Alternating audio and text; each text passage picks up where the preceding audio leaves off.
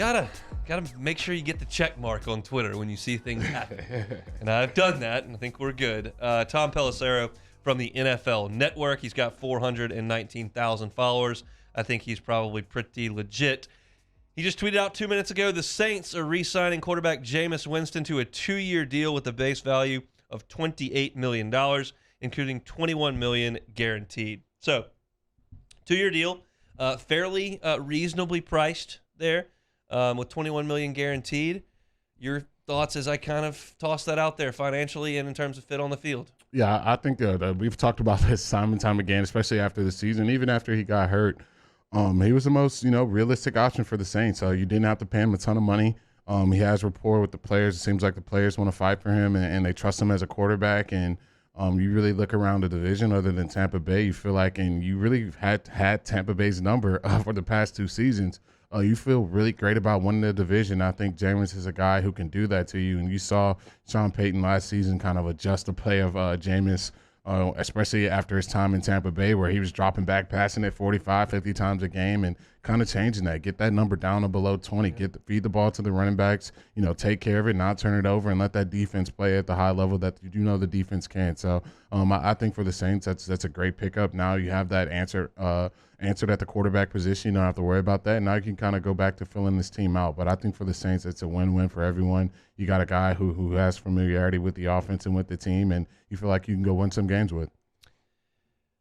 This made too much sense once the decision was made to promote Dennis Allen and Pete Carmichael. Not only does he have a relationship with the organization and with the players, he has a relationship with the coaches where they've invested 2 years into him. Mm-hmm. So it makes a ton of sense. As far as how good it is for the Saints and what type of player he's going to be on the field, I have my concerns. It concerns me that the Saints last year, when Jameis Winston was a starting quarterback, threw the ball fewer times than anybody in the NFL. Now, there are some layers to that. 1, your defense is excellent. 2, you've got an all-pro running back and a solid offensive line. And 3, your wide receiver room was shot. So it's not all on James. It just concerns me a little bit that Sean Payton didn't feel like really trust him to go out there and make some things happen with his arm.